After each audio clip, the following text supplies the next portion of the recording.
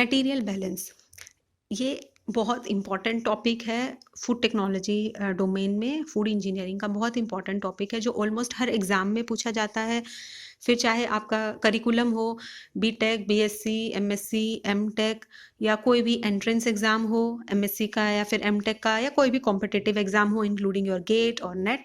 ये बहुत ही important topic है और इसके क्वेश्चंस किसी ना किसी एग्ज़ाम में ज़रूर से ज़रूर आते हैं। और इतना हार्ड टॉपिक नहीं है, इजी टॉपिक है। कुछ इसके इंपॉर्टेंट पॉइंट्स हैं जो समझने की ज़रूरत होती है, बाकी इजी टॉपिक है और इजीली समझ में आ जाता है।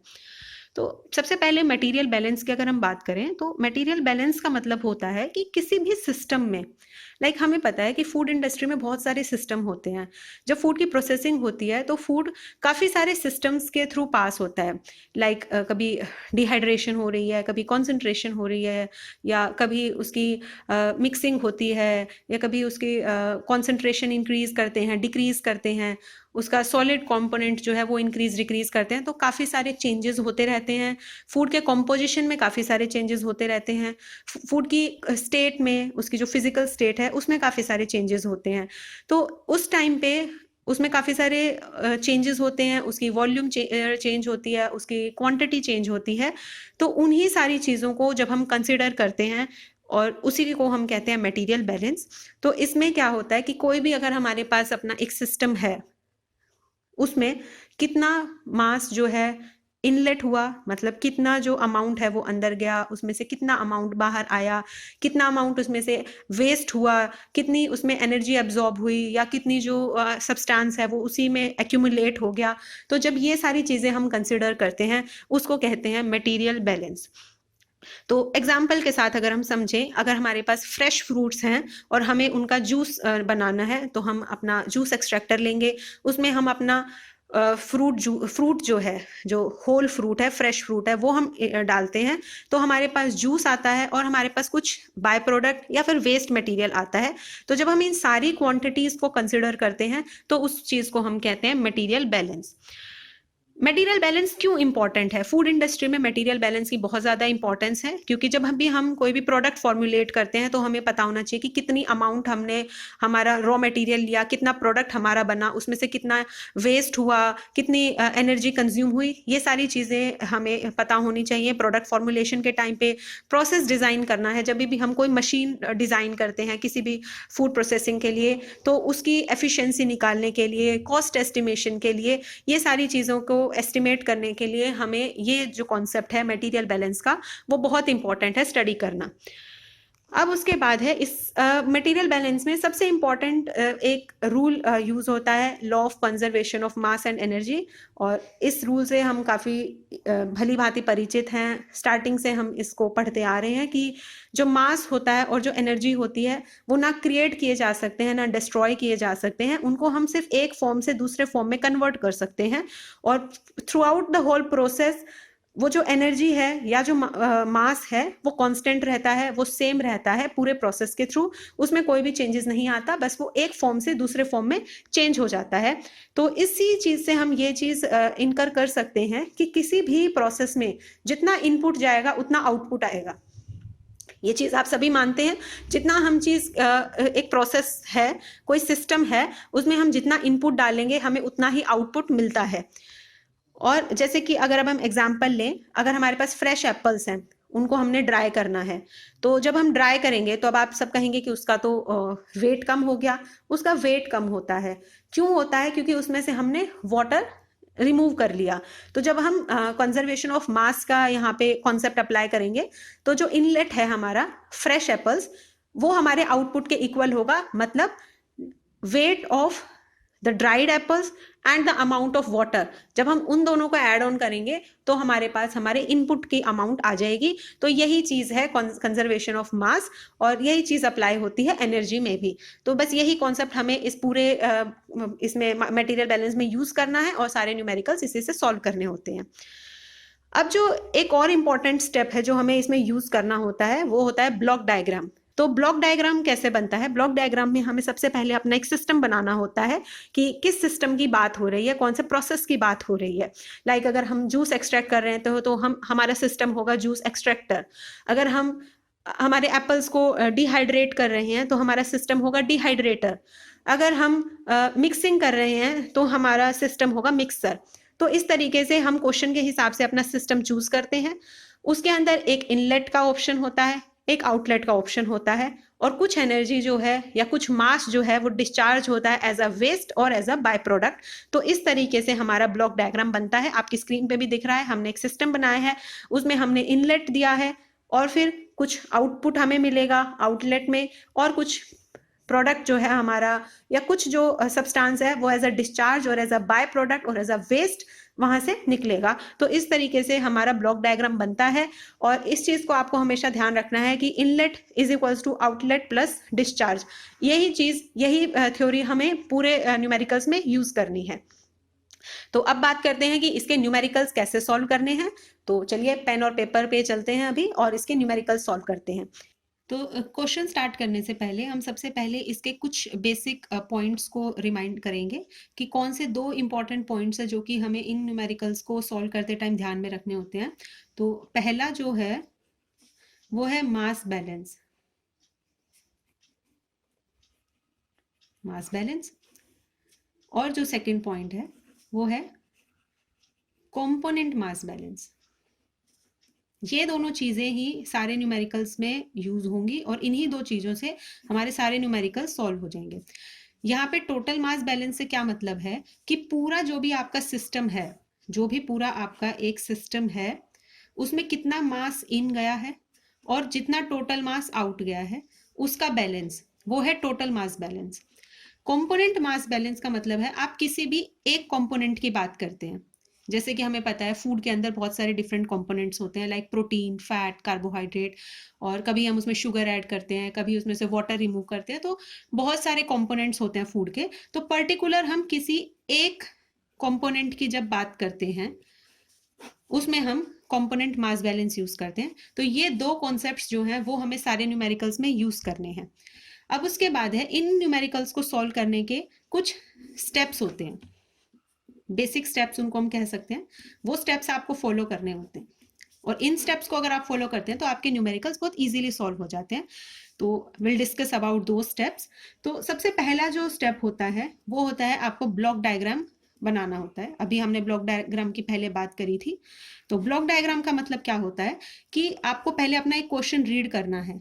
तो उस क्वेश्चन में कोई ना कोई आपको सिस्टम दिया होगा कि हम डिहाइड्रेटर यूज कर रहे हैं या मिक्सर यूज कर रहे हैं या हम कोई सा भी सिस्टम यूज कर रहे हैं। तो आपको पहले इस तरीके से बॉक्स बनाना होता है, उसमें आपको अपना सिस्टम लिखना होता है। हम एग्जाम्पल ले लेते हैं कि हम जूस एक्सट्रैक्ट कर रहे हैं। ठीक है, हमने ये अपना एक एग्जाम्पल लिया है कि हम जूस एक्सट्रैक्ट कर रहे हैं। तो इसमें हमारे पास जो सिस्टम होगा वो होगा एक्सट्रैक्टर का। हमारे पास एक्सट्रैक्टर है। तो इस तरीके से आपको एक अपना सिस्टम बनाना है। ये हमारा बन गया सिस्टम।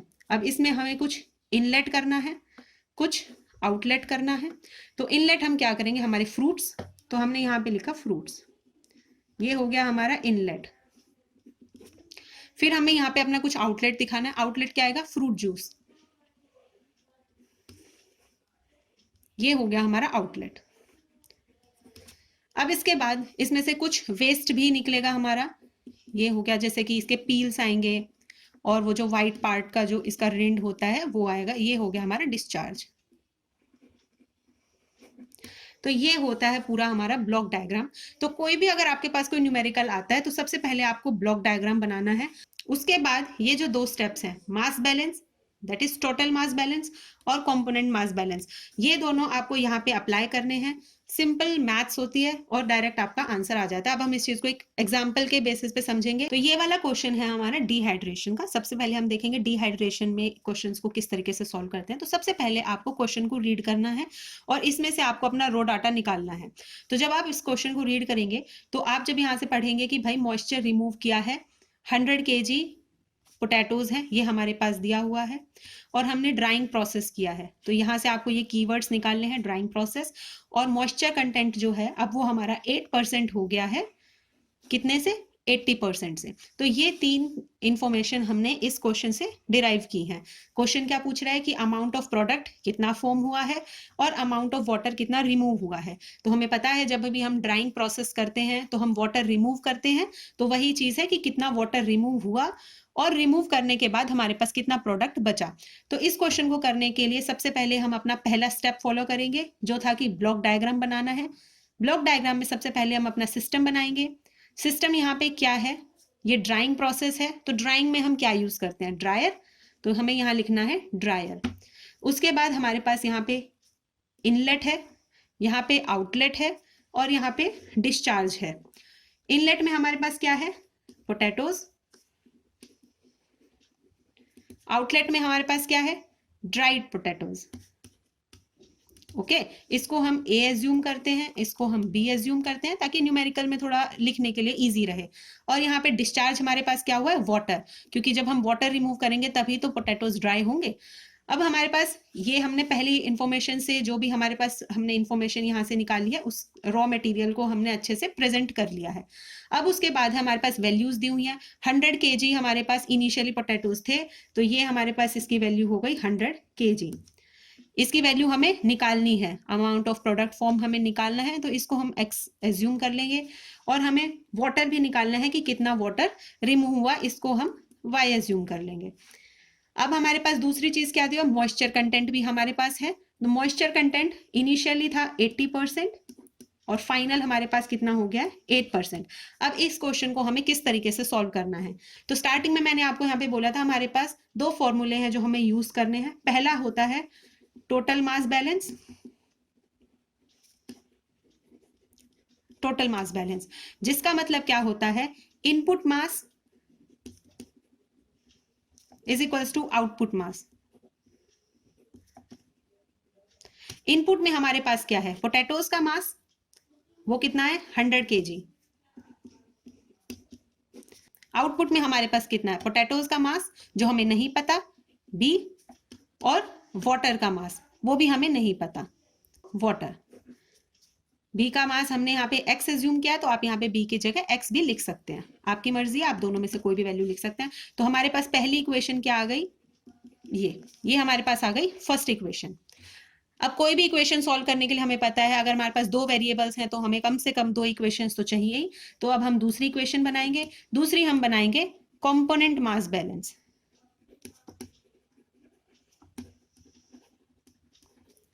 कंपोनेंट मास बैलेंस में क्या होगा, हम किसी भी एक कंपोनेंट को लेंगे।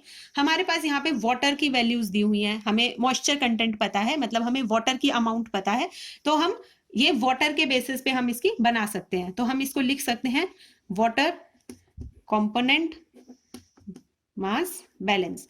अब हम यहाँ पे वाटर की अमाउंट को बैलेंस करेंगे, तो कैसे करेंगे, यहाँ हमें पता है इसका है 80%, it means 80% of 100 kg is equals to, water है ये तो 100% वाटर ही होता है, इसमें तो वाटर में तो वाटर ही होगा, 100% वाटर होगा, तो आप इसको 100% भी लिख सकते हैं, 100% ऑफ y प्लस फिर हमारे पास है ये ड्राइड पोटैटोज, इसमें वाटर है 8%, 8% ऑफ x।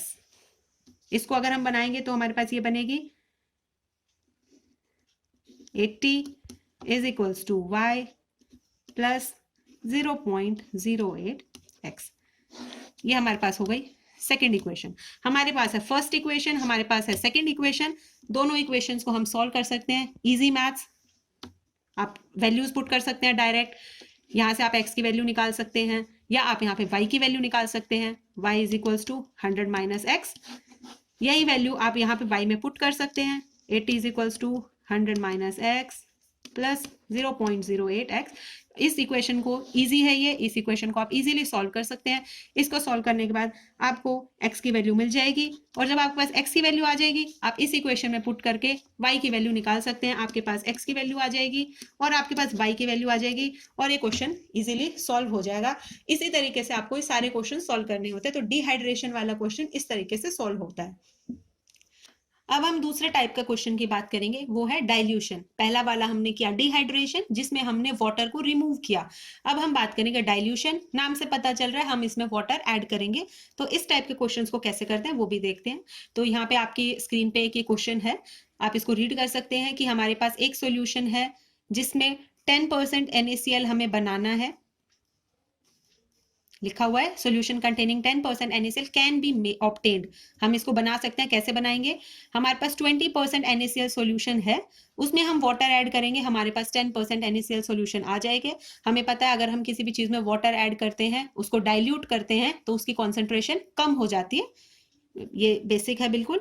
तो हमें पता है हमने डाइल्यूट किया है यहाँ पे, इट मीन्स हम डाइल्यूशन किस में करेंगे? हमारे पास कौन सा सिस्टम होगा? मिक्सर होगा कोई, जो मिक्सर होता है हम उसी में मिक्स करते हैं। तो हम अपना सिस्टम बनाएंगे सबसे पहले। ये हमारा हो गया सिस्टम, ये है हमारा मिक्सर। इसमें हमारे पास इनलेट है जिसमें हमारे पास क्या है? 20% सॉल्यूशन। तो ये 20% NaCl सॉल्यूशन है। आउटलेट है हमारे पास, कितना ऑब्टेन हुआ? 10% NaCl सॉल्यूशन। ये 10% NaCl हमें मिला यहाँ पे। ये हमारे पास इनपुट था, ये हमारे पास प्रोडक्ट आ गया। और ये प्रोडक्ट आया कैसे? क्योंकि हमने इसमें वाटर ऐड किया है। हमने यहाँ पे ऐड कर दिया वाटर। हमें नहीं पता हमने कितनी अमाउंट वाटर की ऐड की है, हमें वही फाइंड आउट करना है कि कितनी वाटर की अमाउंट आप ऐड करेंगे 10 kg 20% NaCl सॉल्यूशन में, ताकि आपके पास प्रोडक्ट बन जाए जिसकी कॉन्सेंट्रेशन है 10% NaCl। तो इसको करने के लिए वही दो बेसिक स्टेप। सबसे पहला स्टेप, ओवरऑल मास बैलेंस लगाएंगे। ओवरऑल मास बैलेंस में क्या होगा? Input is equals to output. तो इनपुट है हमारे पास I और W, क्योंकि हमने वाटर भी ऐड किया है। ये सारी एरो आप एरो से देख सकते हैं, ये मिक्सर के अंदर जा रहे हैं, इट मींस ये इनपुट है। तो इनपुट है हमारे पास 10 kg of 20% NaCl and water. तो मैंने लिखा यहाँ पे I प्लस W, और इससे हमें मिलेगा हमारा प्रोडक्ट, दैट इज आउटपुट, वो है हमारे पास P। हमारे पास जो वैल्यूज हैं वो सिर्फ इनलेट की है, तो हम यहाँ पे I की जगह लिख सकते हैं 10 kg 10 plus W is equals to P। ये हो गई हमारे पास फर्स्ट इक्वेशन। अब हम बनाएंगे अपनी सेकेंड इक्वेशन। तो सेकेंड इक्वेशन हम हमेशा कंपोनेंट मास बैलेंस करते हैं। कंपोनेंट मास बैलेंस, यहां पे हमें सॉल्ट की कंसेंट्रेशन दी हुई है, ये लिखा हुआ है यहाँ पे 20% NaCl, इट मींस इसके अंदर 20% NaCl है।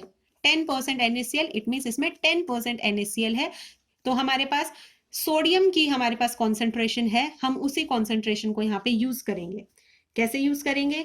हमारे पास है यहाँ पे इनलेट, इनलेट का जो कॉन्सेंट्रेशन है वो है 20%। 20% of inlet is equals to 10% of product. ठीक है, दोनों साइड इक्वल रहेंगी ये। अब यहाँ पे हम लिखेंगे 20/100 इंटू इनपुट कितना है हमारे पास 10 kg, आउटपुट में हमारे पास है 10%। प्रोडक्ट की क्वांटिटी हमें नहीं पता, P। इसको अगर आप सॉल्व करेंगे तो P की वैल्यू आ जाएगी आपके पास 20 kg। इजी है, मतलब हमारे पास 20 kg प्रोडक्ट बनेगा। हमारे पास 10 kg 20% NaCl सॉल्यूशन था, उसमें हमने वाटर ऐड किया और हमारे पास 10% NaCl सॉल्यूशन बनेगा जिसकी क्वांटिटी होगी 20 kg। अब हमें निकालना है कितना वाटर ऐड किया हमने। इजी है, ये वैल्यू आप यहाँ पे पुट करें तो आपके पास W की वैल्यू आ जाएगी 10 kg। नेक्स्ट हमारे पास एग्जाम्पल है मिक्सिंग का। इसमें हमें क्या करना होता है, हमारे पास दो या दो से ज्यादा सैंपल्स होते हैं, like sample A sample B, और उनको हमने मिक्स करना है ताकि हमारे पास सैंपल C बन जाए। तो अलग अलग कॉम्पोजिशन होता है सैंपल A का, सैंपल B का, और अलग अलग कॉम्पोजिशन में जब हम उनको मिक्स करते हैं तो हमारे पास एक सैंपल C बनता है जिसका कॉम्पोजिशन बिल्कुल अलग होता है। तो ये उस टाइप का क्वेश्चन है। तो इसमें हमारे पास है एक सैंपल A, ये उसका कॉम्पोजिशन दिया हुआ है यहाँ पे। फिर है हमारे पास सैंपल B और उसका भी हमारे पास कॉम्पोजिशन दिया हुआ है। हमें ये कहा गया है कि सैंपल A और सैंपल B को हमें मिक्स करना है ताकि हमारे पास 100 kg मिक्सचर तैयार हो जाए जिसका कॉम्पोजिशन हो ये। ठीक है, तो ये हमारे पास क्वेश्चन है। मिक्सिंग का क्वेश्चन है हमारे पास, तो हम बनाएंगे यहाँ पे मिक्सर। ये है इनलेट, ये है आउटलेट, इनलेट और आउटलेट। और अभी हमने कहा कि हमारे पास दो सैंपल्स हैं जिनको हमने मिक्स किया है, तो हम इनलेट के लिए दो एरोज बनाएंगे। ये है ए सैंपल, ये है बी सैंपल, और यहाँ पे हमारा होगा मिक्सचर रेडी। ठीक है, अमाउंट हमें सिर्फ मिक्सचर की दी हुई है 100 kg, तो हम यहाँ पे लिखेंगे 100 kg। इन दोनों की अमाउंट्स हमें निकालनी है, तो उसको हम लेट कर लेते हैं x, इसको हम लेट कर लेते हैं y। इसका कंपोजिशन हमें दिया हुआ है protein, fat, water. Sample b का भी हमें दिया वाटर, फैट और प्रोटीन, लेकिन हमारे पास मिक्सचर का जो कंपोनेंट है वो सिर्फ फैट कंटेंट दिया हुआ है, तो हम तीनों का फैट कंटेंट लेके ही चलेंगे। तो ए का हमारे पास फैट है 20%, बी का हमारे पास फैट है 80%, और इसका जो मिक्सचर है हमारा, इसका फैट है 25%। हमें निकालना है कितनी अमाउंट ए की और कितनी अमाउंट बी की हमने मिक्स की, ताकि हमारे पास 100 kg मिक्सचर तैयार हो जाए जिसका फैट कंटेंट है 25%। तो अब पहला वही ओवरऑल मास बैलेंस, वही दो बेसिक स्टेप्स हैं वही यूज होंगे। तो सबसे पहले ओवर मास बैलेंस करेंगे हम। ओवरऑल मास बैलेंस करते हैं तो हम यहाँ पे लिखेंगे ए का मास जो कि है x प्लस बी का मास जो कि है y is equals to mixture का मास जो कि है 100 kg। ये हमारे पास बन गई पहली इक्वेशन। दूसरी इक्वेशन हम बनाएंगे सॉलिड कंपोनेंट मास बैलेंस। कोई भी एक कंपोनेंट हमें लेना है और उसकी बैलेंसिंग हमें करनी है, तो हम प्रोटीन, फैट और वाटर में से कौन से कंपोनेंट को चूज करें? हम चूज करेंगे फैट को, क्योंकि हमारे पास तीनों में फैट की वैल्यू हमें पता है। तीनों मिक्सचर में, सैंपल ए में, सैंपल बी में और मिक्सचर में हमें फैट की वैल्यू पता है, तो हमारी कैलकुलेशन ईजी होगी, इसलिए हम लेके चलेंगे यहाँ पे फैट को। तो अगर अब हम इसमें फैट की बैलेंसिंग करते हैं तो fat content of A that is 20% plus fat content of B that is 80% is equals to fat content of mixture that is 25%। तो इस इक्वेशन से हमारे पास ये इक्वेशन आ गई। तो हमारे पास है इक्वेशन 1, इक्वेशन 2 इजीली सॉल्व हो जाएंगे ये। जब हम इन दोनों को इजीली सॉल्व करेंगे तो हमारे पास x की वैल्यू आ जाएगी 91.67 kg। इसको आप सॉल्व कर सकते हैं। x की वैल्यू हमारे पास आ गई है। इस इक्वेशन में हम x की वैल्यू पुट करेंगे तो हमारे पास y की वैल्यू भी आ जाएगी। इसका मतलब ये है कि इतना अमाउंट सैंपल A का और इतना अमाउंट सैंपल B का जब हम मिक्स करेंगे तो हमारे पास 100 kg मिक्सचर तैयार होगा जिसका की कंपोजिशन है 25% फैट। Question done. तो ये सारे क्वेश्चन इस तरीके से करने होते हैं। 3 टाइप के क्वेश्चन मैंने आपको करके दिखाए हैं। अब ये जो लास्ट टाइप का क्वेश्चन है वो है कंसंट्रेशन का, और ये क्वेश्चन आपको खुद ट्राई करना है। इजी क्वेश्चन है, इसमें हमें कंसंट्रेशन का क्वेश्चन है ये। इसका मतलब हमें वाटर रिमूव करके एक सॉल्यूशन को कॉन्सेंट्रेटेड करना है, इसका मतलब उसका टोटल सॉलिड कंटेंट इंक्रीज करना है। आप ये क्वेश्चन रीड करें। इसका मैं आपको ब्लॉक डायग्राम बना के दे रही हूँ ताकि आपको इजी पड़े वो। तो इसका ब्लॉक डायग्राम बनेगा इस तरीके से। कॉन्सेंट्रेशन कर रहे हैं किसी भी लिक्विड की तो इवेपोरेटर में करते हैं, ये हुआ। और हम इसमें इनलेट करेंगे, ये हमारा प्रोडक्ट बनेगा और इसमें से वाटर रिमूव होगा, ये बनेगा इसका ब्लॉक डायग्राम। ये वैल्यूज आपको खुद पुट करनी है और इसका आंसर आप कमेंट सेक्शन में बताइए। देखते हैं कि कितने लोग इसका सही से आंसर निकाल पाते हैं। बहुत इजी क्वेश्चन और बहुत इंपॉर्टेंट क्वेश्चंस हैं ये। फूड टेक्नोलॉजी के मोस्टली हर एग्जाम में क्वेश्चन पूछे जाते हैं। अगर आपको ये वीडियो पसंद आई हो तो प्लीज़ लाइक द वीडियो और share it more and more with your friends and your classmates ताकि उनको भी इस वीडियो का बेनिफिट मिले। And please don't forget to subscribe to the channel ताकि you always get the notification whenever I upload a new video. Thank you.